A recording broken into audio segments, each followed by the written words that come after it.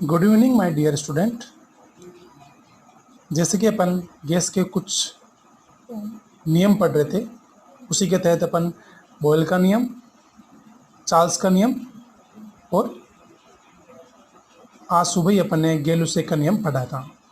तो अभी मैं अवोगाद्रो जो रूल्स है उसके बारे में स्टडी करते हैं। अवोगाद्रो नियम क्या बोलता है? आयतन तथा मात्रा के बीच में, अब मात्रा कौन सी? गैस की मात्रा के बीच में संबंध को बताता है भाई। ताप तथा दाब की समान परिस्थितियों में, ताप तथा दाब यहाँ पे क्या है? कांस्टेंट है भाई। ताप तथा दाब की समान परिस्थितियों में समान आयतन वाली गैसों में, आयतन कैसा है? समान है। कैसा है? समान है। गैसों में समान संख्या में अणु होते हैं।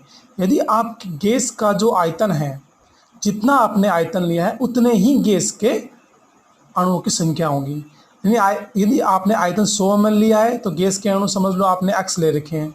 यदि आपने यदि 100 ml दूसरी गैस भी ले रखी है तो उसके भी अणु की संख्या x ही होगी। जैसे मैंने यहाँ पे एग्जांपल ले रखा है, देखो इधर मैंने यहाँ पे लिखा है 100 ml N2 गैस है मेरी, तो मैं माना कि मेरे अणु कितने इसमें x है।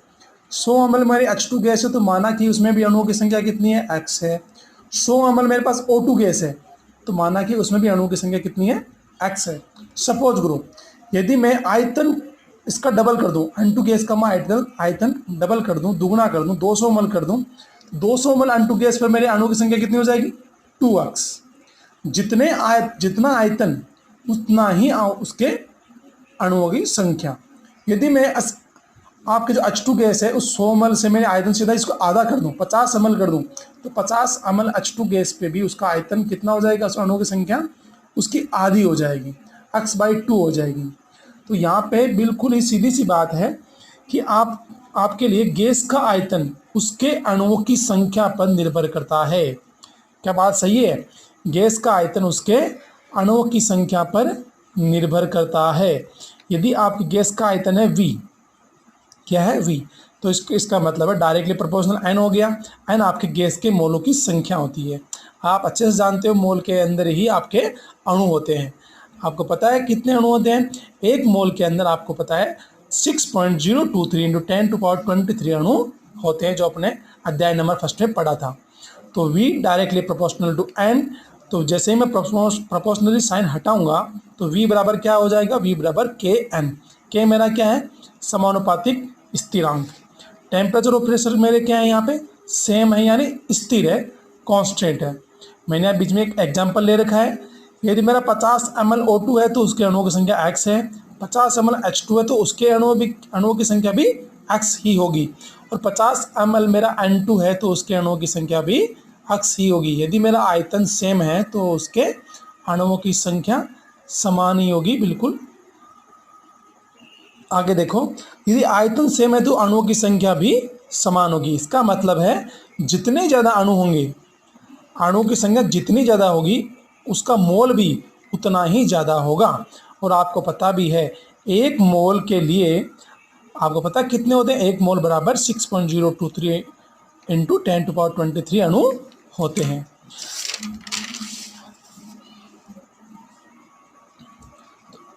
देखो यहाँ फिर से एक एग्जांपल ले रखा है मैंने। 50 ml O2 के लिए x अणु है, 100 ml H2 के लिए आप जितने 50 ml के लिए लिखा है तो उससे दुगने हो जाएंगे, और 150 के लिए 3x हो जाएंगे। यानी कि आयतन जितना ज़्यादा बढ़ाया अणुओं की संख्या उतनी ज़्यादा।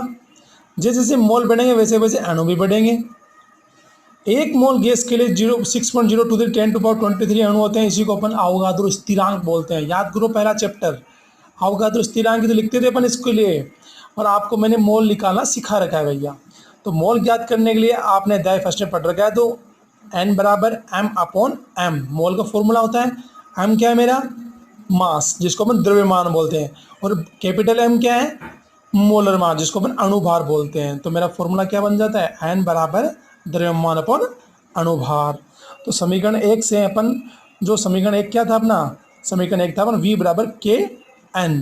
आप n का मान यहाँ समीकरण नंबर 2 से रख सकते हो। तो क्या बन जाएगा? V बराबर Km/m। तो मैं यदि m को बाहर निकालूं तो m को बाहर निकालने के बाद क्या बन जाएगा? Km/v। मैं इससे क्या बना रहा हूँ? मैं घनत्व और अणुभार में संबंध बता रहा हूँ। तो जैसे ही मैं m अपॉन v लिखूंगा तो m बराबर क्या हो जाएगा, k डॉट डी। डी क्या है, मेरा घनत्व है। समझ गए बस यहाँ तक अपना ये अवोगाद्रो रूल्स फिनिश हो जाता है भाई। अवोगाद्रो का मतलब ये इतना ही था कि वो ये चीज़ बोलता है कि आपके गैस का जो जितना आयतन है उसमें पाए जाने वाले अणुओं की संख्या ही उतनी ही ज़्यादा होगी। यदि आपके गैस का आयतन जितना ज़्यादा बढ़ता जाएगा वो गैस के अणुओं की संख्या पर डिपेंड करेगा या उस पर ही निर्भर करता रहेगा। ठीक है, तो मैंने एक नीचे एक क्वेश्चन लिखा है, क्वेश्चन दिया आपको, यदि मेरे पास 16 ग्राम O2 है और यहाँ पे 1 ग्राम H2 है, तो आपको रिलेशन बताना है कि VO2 is greater than VH2, यानी कि O2 का आयतन ज़्यादा होगा या H2 का आयतन ज़्यादा होगा। VO2 is lesser than VH2, दोनों में से बताना है। और फिर तीसरा ऑप्शन है VO2 इज इक्वल्स टू है आपके VH2, दोनों का आयतन बराबर हो गया या फिर निकाल ही नहीं सकते। 4 ऑप्शन दिया है, डाटा आपके पास कम है, तो आप कैसे निकालोगे इनका आयतन। अब आप पहले मोल निकालोगे भैया, तो मोल निकालने क्या फॉर्मूला है, N बराबर small m upon capital M। Small m कितना है अपना 16 ग्राम, जितना दिया हुआ होता है, यानी अपना द्रव्यमान कितना है 16 ग्राम। और M O2 का अणुभार कितना होता है आपको पता है, O2 16 16 दूनी 32, तो यहाँ पे मैंने क्या लिख दिया 16 अपॉन 32, कितना आ गया 1/2। फिर मैं हाइड्रोजन के लिए निकाल लेता हूँ, हाइड्रोजन कितना दिया है 1 ग्राम। H2 का कितना होता है अणुभार 2, एक 1/2 आ गया H2 के लिए, और O2 के लिए कितना आया 1/2, दोनों का 1/2 आया। इसका मतलब ऑप्शन नंबर 3 एकदम सही होगा, VO2 बराबर VH2। चलो यहाँ तक अपना अवोगाद्रो रूल्स फिनिश होता है। Thank you.